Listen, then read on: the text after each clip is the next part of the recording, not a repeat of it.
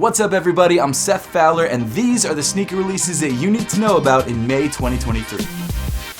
But before we dive into that, I wanted to let you guys know that the brand new Apothecary Graffiti 3.0 sock collection is now live on apothecary.com, linked in the description below. And sure, I know it's my own sock brand, so I'm a little biased, but honestly, this is one of my favorite collections we've ever dropped, and I think Apothecary socks are not only some of the best looking socks out there, but also some of the most comfortable. And again, kind of biased here, but in my opinion, Apothecary socks are the best socks ever. So this collection comes in 4 different colorways. You've got a white, black, brown, and blue. They're all very clean, and they match with a ton of different sneakers in your collection. And again, they're super comfortable, especially for all day wear. So if you guys want to grab any or all of the Graffiti 3.0 socks from my brand Apothecary, make sure to click the link in the top of the description below. And do it quick because this is a limited drop and it won't last forever. Oh, I should also say, if you want to grab any of the sneakers mentioned in today's video or any other popular Jordan, Nike, Adidas, New Balance sneakers that are available right now, I've made sure to leave links to as many as possible through the YouTube shopping tab on your screen and through affiliate links in the description below.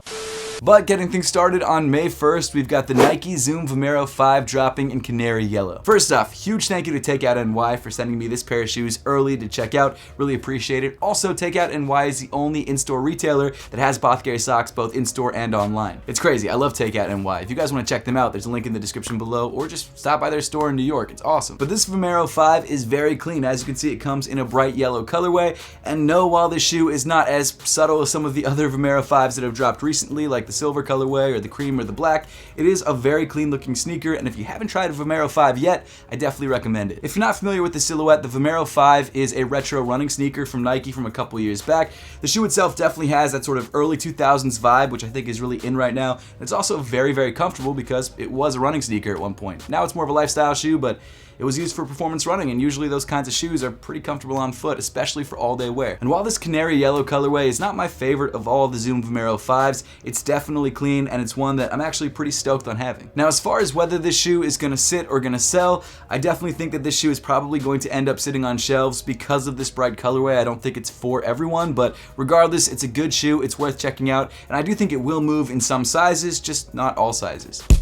Next up, also dropping on the 1st, and also a pair that Takeout NY sent me early, so again, huge thank you to them. We've got the Nike JK01 Low in navy and white. I think the official colorway of this shoe is dark royal, but I'm not 100% sure. Either way, the JK01 Low is a new silhouette for Jordan brand. They did not originally drop the JK01s in a low top variant. In fact, I think the very first version of this shoe was the Union LA collaboration. Correct me if I'm wrong in the comment section down below.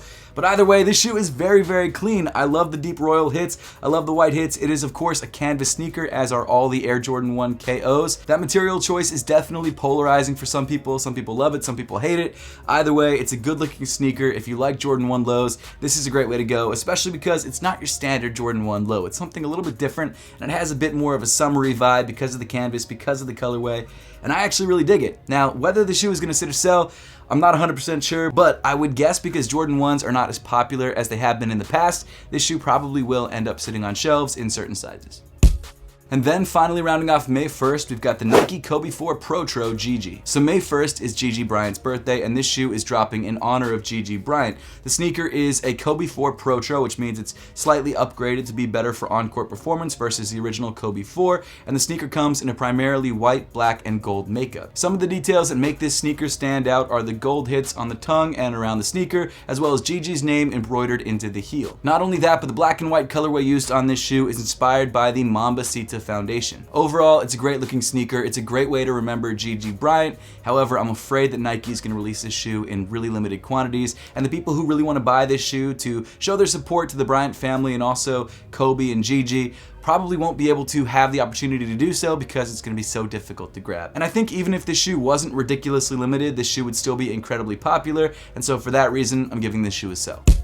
Moving on to May 2nd, we've got the Nike SB Blazer Mid Mason Silva. So as you probably guessed from the name of this sneaker, it's a collaboration with skateboarder Mason Silva. And Mason was given the honor of collaborating with Nike on his favorite silhouette, the Nike SB Blazer Mid. This Blazer Mid comes in a black leather upper with a gray leather Nike swoosh that seems to be pretty heavily tumbled. It's also got a chain detail on the heel of the shoe that spells out the word Nike. And overall, I've got to say, it's a pretty clean Nike Blazer Mid. We don't get a lot of SB Blazers, and so it's really cool to get a collaboration with a skateboarder that looks this good. Now most likely because this shoe is an SB and a collaboration, it will be relatively limited, and even though the Nike Blazers aren't as popular as something like the Nike SB Dunks, I do think this shoe is going to sell out very quickly. Speaking of Nike SB Dunks, the next shoe dropping on May 2nd is the Nike SB Dunk Low Pro Wolf Gray. So this shoe is essentially a gray nubuck Nike SB Dunk Low with the white Nike swoosh, accented by an orange outsole with some sort of speckles in it. And when it comes to clean sneakers, especially clean Nike SB Dunks, this is probably one of the cleanest because of how simple it is and how wearable this colorway is. Now personally, I'd prefer something with a little bit more color or a little bit more variation in color, but either way, this sneaker is fine, and because it's a Nike SB Dunk Low, it's definitely going to be popular, which of course means that this shoe will probably sell out and sell out very quickly. If it was just a Nike Dunk Low and not a Nike SB Dunk Low, I don't think it would do as well, but because it's got that SB in the name, it's going to be more popular. Moving on to May 4th, we've got the Nike JK01 Trivia. So Ja Morant's first signature sneaker with Nike, the JK01, is one of the best budget performance basketball sneakers out there. It's only $110. It's hard to find anything that really performs better for that price. And as you all know, the day one colorway of this shoe sold out and sold out very quickly. Now we've got a second colorway of the shoe coming out called the Trivia colorway, which of course is inspired by trivia. Not sure exactly how. It's a white and yellow and green Nike JK01, so I don't know how Trivia is white, yellow. Maybe I'm missing something. I don't know. But either way, it's inspired by Trivia. The shoe looks pretty clean, and it's the follow-up to the very popular Day One colorway. And while I don't think this colorway will be anywhere near as popular as the first colorway, because as we've seen in the past, new signature silhouettes from popular athletes tend to sell out in their first colorway, I think this colorway will sell well, but I just don't see this new version of the shoe selling out, and so for that reason, I'm giving this shoe a sit. Also dropping on May 4th, we've got the Nike Air Force 1 Low Color of the Month. So as we've seen for the last couple months, Nike's been releasing the Color of the Month Air Force 1 Lows in reference to the Color of the Month Air Force 1 Lows it released back in the 80s. And it would seem based on this shoe that the Color of the Month for Nike is Canary Yellow because they've also got those Romero 5s dropping. Now what's interesting about these Color of the Month Air Force 1 Lows is that not only do they come in a bright color, they also usually feature a small jewel Nike swoosh. And there's something about that small Nike swoosh that for whatever reason makes it feel more premium. Also the materials used on the shoe are more premium, so I think overall it's a more expensive version of the shoe. Also they raised the price of the standard triple white Air Force 1 Lows to $110, which I think is ridiculous. But either way, interesting looking shoe. I like the color on this sneaker. If you like yellow sneakers, this is a great way to go. But overall, like the previous Color of the Month Air Force 1 Lows, I don't really see this yellow colorway selling out. So for that reason, I'm giving this shoe a sit. Next up, and also dropping on the 4th, we've got the women's Air Jordan 2 Cool Gray. So Jordan Brand is pushing the Air Jordan 2 heavy, as we've seen. There's been so many Air Jordan 2 colorways recently, some of them really great, some of them not so great, and in my opinion, this is one of the not so great colorways. The shoe, as you probably guessed from the name of the sneaker, comes in a gray makeup. It's not the same cool gray that you find on the Cool Gray 11s. It's a slightly darker shade with some blue hits, but it's a similar vibe to the Cool Grays because, of course, it's gray. But hey, with all that being said, I don't think it's a bad looking sneaker. I just don't think it's a 2 that's gonna make people run out to the store to buy it. And that, plus the fact that it's women's only release, I just don't see the hype for this shoe being that big. So for that reason, I'm giving this shoe a sit. You know, it's crazy. I never thought about it until just now, but I feel like whenever I say it that way, so for that reason, I'm giving this shoe a sit, I feel like I'm on Shark Tank. And for that reason, I'm out. Get the out of here. It's weird that I just made that connection like right this second. I've literally been doing this series for like 5 years. I don't know how that happened. Get the out of here. And then finally rounding off the 4th, we've got the ALD New Balance 1906R. I mean, I know retro-inspired running sneakers are back in force, but the 1906R, in my opinion, is the best one out there. I love that this is Never That collaboration. I wear that shoe all the time, and the fact that ALD is releasing their own version of this shoe is really exciting because I love ALD collaborations. I love ALD green.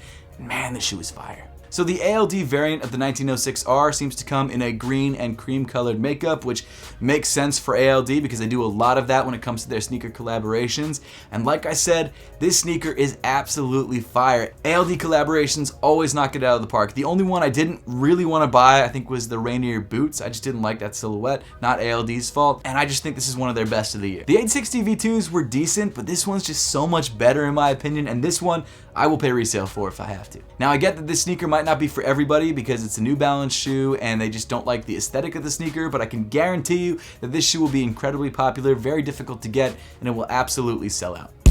Moving on to May 6th, we've got 5 different colorways of the brand new Pharrell Adidas Samba Human Race collection. So Pharrell has been known to take sneakers from Adidas and make them all one color and release them in like 6 different colorways at once. And this release is really no different than any of the other times he's done this. This time around though, it's done on a pair of Sambas and they're using leather laces. The 5 colorways that are dropping are yellow, orange, pink, blue, and red, and all 5 of these colors are releasing for $200. Now, I'm hoping because the price point is so high for these shoes, they will be higher quality than standard Sambas, and I'm not just talking about the leather laces, I'm hoping that the material used on the shoes is better than standard Sambas, but until we get these shoes in hand, we won't know for sure. Now, I'll be honest with you guys, I'm not a fan of really any of these colors. I guess if I had to pick one of these shoes, I'd probably go with that sort of blue-purple because I don't really have any other shoes in my collection that are that color. However, I do think there's going to be a lot of people out there who want to grab shoes in these sort of odd tonal colors, and for that reason, I think there will be some popularity, but I don't see these shoes selling out, so I'm giving these shoes a sit. Also dropping on the 6th, we've got yet another Air Jordan 2. This time around, it's the Air Jordan 2 White Cement Gray. I wasn't lying, Jordan Brand really is hammering us with colorways. Now, I will say that this colorway is better than the cool gray colorway that dropped a couple days earlier, but it's still not that exciting. I do like the fact that this shoe comes in white with gray accents and sort of off-white or cream-colored accents. Like, it's a clean shoe, don't get me wrong, but I definitely see this shoe hitting the outlets in a couple weeks. I don't really understand the hate for Air Jordan 2s. I think they're good-looking sneakers, they're very comfortable, they don't really have the same hype as any of the other Jordans, and maybe that's why people don't like them, but I don't get it. They're decent. So even though I think this white and cement gray colorway is pretty clean on the Air Jordan 2, I just don't think this shoe is going to sell out. Another shoe that's dropping on May 6th is the Air Jordan 1 High Elephant Print. So this shoe is, it's alright. It's an elephant print covered pair of Air Jordan 1s. You've got elephant print on the heel and on the forefoot of the shoe, and then white leather and black leather rounding off the look. It's not a bad looking Jordan 1, but I just don't see a lot of people wanting elephant print on their Jordan 1s. I know that they've been doing sort of a mashup thing where they take Jordan 3 colorways and put them on Jordan 1s this year. That's sort of another storyline that Jordan Brand has going on, along with pushing the 2s. A bunch of weird stuff is happening at Jordan Brand this year, but I just don't think this is what people want this year from Jordan Brand. Maybe it is, maybe I'm wrong, but the fact that there have been so many pairs of these available on places like GOAT and Flight Club for months for basically retail, I just don't think there's any hype behind this shoe, and so for that reason, I'm giving this shoe a sit. I'll be honest though, as a Jordan 1 fan, I'm really happy that Jordan 1s are nowhere near as hype as they used to be, because that means I can finally buy pairs for retail. Like for example, the Lucky Green colorway that dropped a couple weeks ago, you can still walk into stores and find them on shelves. It's great.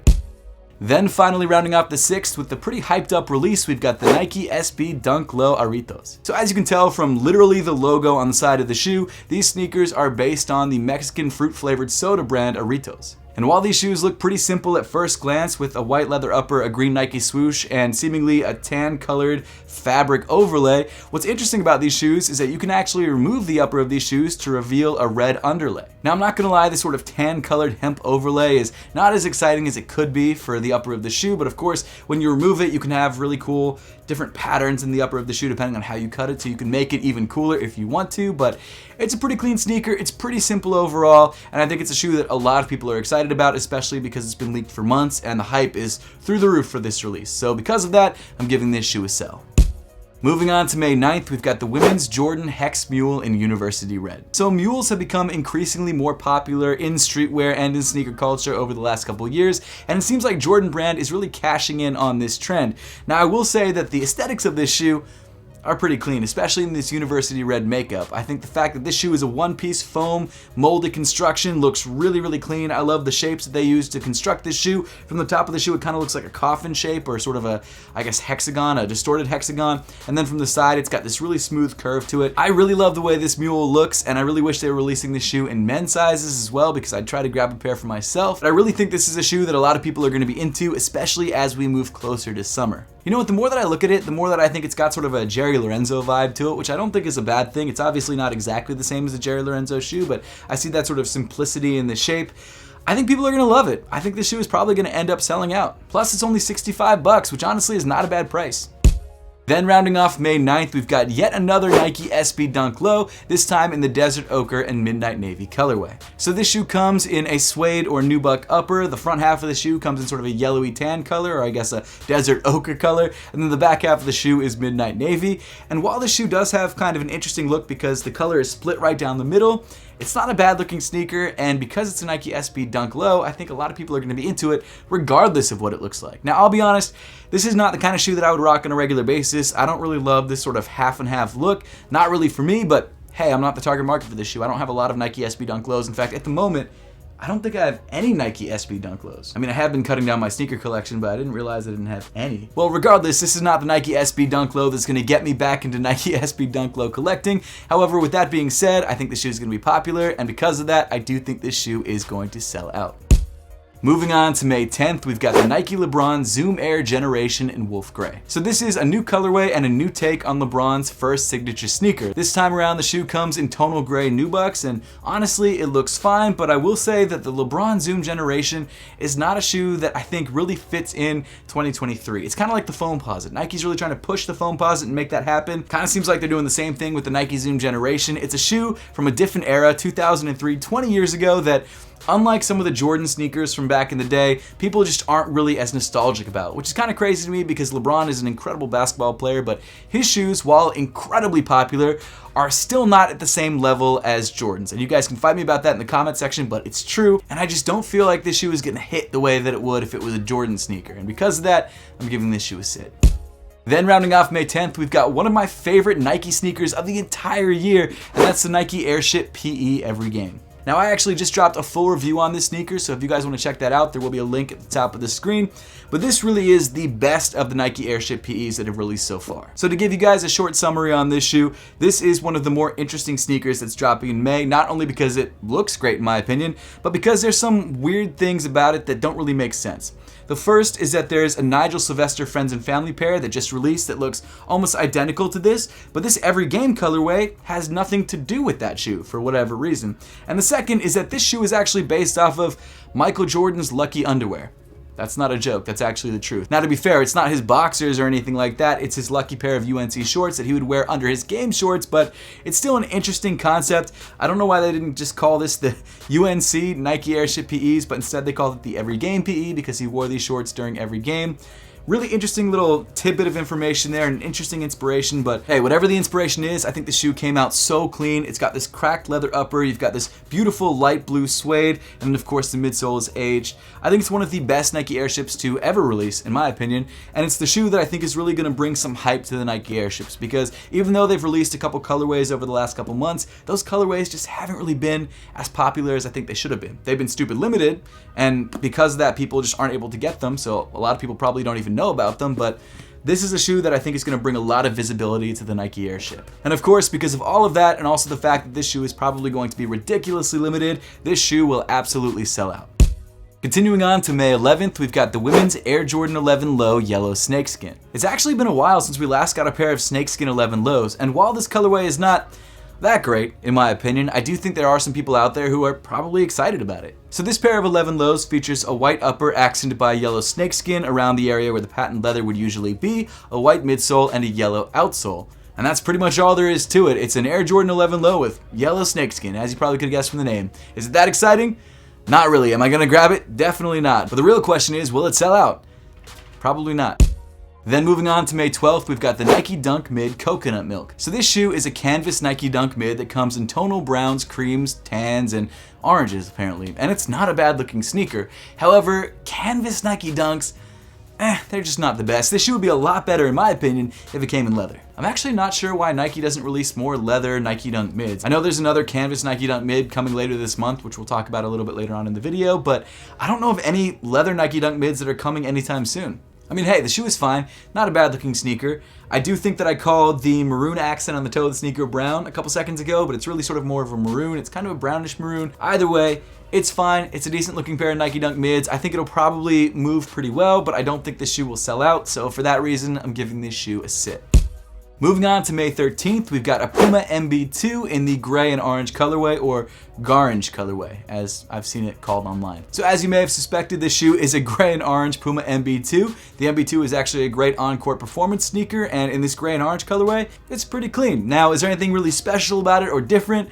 Not really, it's just a new colorway of the same sneaker, but I will say that it's a pretty popular silhouette. A lot of people are into it, and even though Melo Ball is probably just chilling right now because it's the summer for him. He's been out of the playoffs for a while and I think he was injured. It's a shoe that I think some people will be hyped about, but will it sell out? Probably not, because I'm assuming there's going to be a ton of pairs available. Then rounding off the 13th, we've got the highly anticipated release of the Air Jordan 4 Thunders. So over the last year or two, the Air Jordan 4 has become probably the most popular Jordan sneaker on the market. And this year in particular, Jordan Brand has been giving us a bunch of really great Jordan 4 colorways. And the Air Jordan 4 Thunder is no different. This is a colorway that hasn't released since 2012 and is one of the more exclusive Air Jordan 4 colorways to drop. In fact, the first time it dropped, I believe, was back in 2006 when it dropped exclusively on Jumpman23.com. alongside the Lightnings. But since 2012, we haven't really heard much about the Thunders. We had the Red Thunders, which were fine, but they're just not as good as these Thunders because these come in black and yellow, which looks more like a storm. And I think a lot of people are going to be really into this shoe. Now, if you guys want to check out my in-depth thoughts on this sneaker, I've already dropped a full review on my channel, so if you guys want to check that out, there's a link at the top of the screen. But very clean sneaker. It's going to be very popular. They have already done an early release of this shoe on the Sneakers app, but the official release is May 13th, and I think even if there's a lot of pairs, it will probably end up selling out and selling out very quickly. Then moving on to May 18th, we've got the Nike Dunk Mid Panda in canvas. So this was the other canvas Nike Dunk Mid that I was talking about a couple shoes back. This is the Panda colorway on a canvas Nike Dunk Mid. I think there's a good chance that this will probably be the most popular Nike Dunk Mid colorway that drops this year because it's a Panda colorway and everyone loves Panda colorways. Nike keeps restocking them and they keep selling out. But for me, it was a missed opportunity to not release this shoe in leather. I don't know why they went for canvas. I'm sure there's some reason for it. Someone's gonna comment something like, oh, the Mid only ever came in canvas in 2000 and whatever. I don't know. I don't know the reason why they're doing this, but either way, would have preferred leather, and I think a lot of you guys would probably agree with me on that. Other than the material change, this shoe's color blocking is very similar to the standard Panda. You've got black, you've got white, you've got a cream colored midsole. It's fine. It's a Nike Dunk Mid, a silhouette we don't get a lot of, and I think it's going to be more limited than standard Panda Dunks because we've gotten so many of those. So interesting shoe, interesting colorway. I do think this shoe will probably end up selling out. Then finishing up the 18th, we finally got the release of the women's Air Jordan 3 Lucky Green. Now, if I remember correctly, because I didn't watch my last hit or sell video since I posted it, but I think this shoe was supposed to drop last month, and then it didn't, and now it's dropping on May 18th instead. Not sure exactly why the shoe got pushed back, or maybe it didn't get pushed back. I'm not totally clear on the subject, but I think it did. For whatever reason, it's pushed back. Now it's releasing May 18th, and I still think it's a very clean sneaker, and I'm still bummed that it's only coming in women's sizing. So as with a lot of the other Lucky Green Air Jordan sneakers that have dropped this year, this shoe was inspired by the time that Michael Jordan dropped an insane amount of points on the Celtics in the playoffs, and then went on to lose to the Celtics, but still, it's nice to have green Jordans once in a while. And even as a Sixers fan who's about to deal with the Sixers going up with the Celtics and, you know, grappling with the fact that we don't have the best chance in the world because Embiid is injured, I still really like this shoe. I like the white leather used in the upper. I like the cream hits. I even like the green on this sneaker. I wish it came in men's sizing. I feel like that was a huge miss for Jordan Brand. They could have released this shoe in a full size run and it absolutely would have sold. Now because of that, I don't think this colorway will sell as quickly on a 3 as it would on a 4. I mean, we sort of saw this colorway on the SB4s, and that colorway sold out like crazy fast, but then again, it was an SB. I don't know. Either way, it's a very clean shoe. I think a lot of people are excited about it. I think it'll sell. Maybe not that quickly, but I do think it'll sell out, and that's why I'm giving this shoe a sell.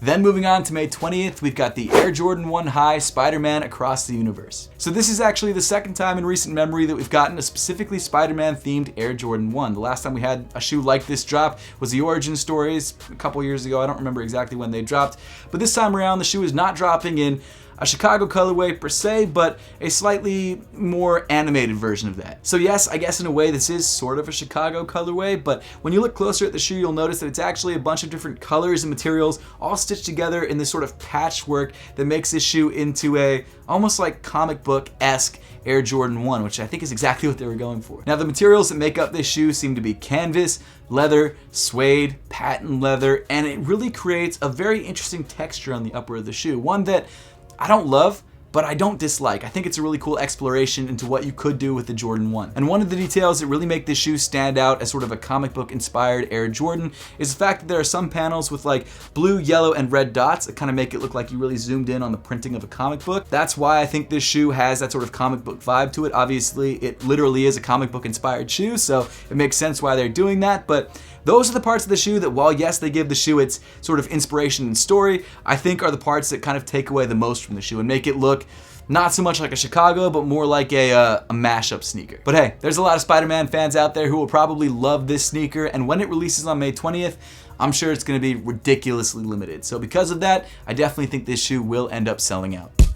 Moving on to May 25th, we've got the Air Jordan 1 Low EX Atmosphere. So I don't really know how to describe the Air Jordan 1 Low EX. It's kind of like a Jordan 1 Low with a bunch of panels that have like really thick foam padding behind them, almost like it's made up of a bunch of different sneakers' tongues. It's a weird looking sneaker, but it definitely has sort of an off-white vibe to it, which I think is really what they're trying to go for. And this time around, the shoe comes in a white leather upper accented by light tan overlays and a black Nike swoosh. And while yes, it is a very simple Air Jordan 1 in terms of colorway, the materials do make it a little bit more unique. Now I'm not gonna lie, I don't really love it. I feel like it's a little bit too much of a rip on the off-white sneakers. I mean, there's a lot of Nike sneakers out there that have been around for decades that use sort of exposed foam around the edges of the tongue, but when you make an entire Air Jordan 1 out of exposed foam panels, it kind of loses its coolness. It's kind of just too much of a good thing, and I don't know, not really into it. That being said, not a bad looking colorway, not a bad looking shoe, but I just don't think there's going to be a lot of hype behind this sneaker. In fact, I didn't even know the sneaker was dropping until I happened to be scrolling through like some,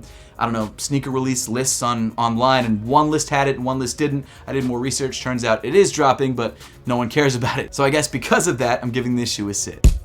Then moving on to May 27th, the last day that we're covering in today's video, because that's all the sneaker releases that we know about right now at the end of April, we've got the Air Jordan 14 Laney. Now, if you're not familiar with what Laney is Michael Jordan's high school. Laney High School, I think is the official name, or Laney High or something like that. And the colors of that high school are blue and yellow. And because of that, this Air Jordan 14 comes in a bright blue. Now, Air Jordan 14s, like Air Jordan 2s, are not the most popular of the OG Air Jordan models, and I think a lot of people kind of shy away from them because they just don't have that same sort of nostalgia towards them, or just don't think they're as cool because they're not as hyped up. But either way, I think the Air Jordan 14 is an excellent shoe that if you have not tried, you definitely should try. And I think this Laney colorway is very, very clean. Now, unfortunately, because the hype behind this shoe is not that crazy right now, I'm sure there's a lot of OG heads out there that will probably grab this shoe, but I think a vast majority of people will probably let these go. Plus, the price point's $210. I do think that these shoes will end up sitting on shelves. And then finally rounding off the 27th, we've got the Air Jordan 1 High Vibrations of Nyjah. Now, not that much is really known about this sneaker, unfortunately. It comes with an aged cream-colored leather upper accented by some sort of yellowish, brownish hits on the Nike swoosh and around the ankle area. I'm assuming that's cracked leather, but I'm not 100% sure. I don't even know if this shoe is a women's exclusive, or if it's going to come in extended men's sizing, or if it's a men's shoe. I have no idea. There's not really that much information about this sneaker, but I do have to say that I like the way it looks. It reminds me a lot of the every game Nike Airships, and I think it's a clean look. Now, will this shoe sell out? I'm not sure. I feel like Jordan 1s haven't been as popular as they have been in the past, so I think there's a possibility that the hype won't be there, but if I had my choice, I would grab this sneaker if I can grab it for retail, and I think if the shoe ends up looking as good as it looks in these images, it should probably end up selling out. But hey, with that, we pretty much wrap up the entire video for today. Let me know your thoughts in the comment section down below. And as always, thanks so much for watching. Make sure to subscribe if you haven't yet, and I'll see you all in the next one.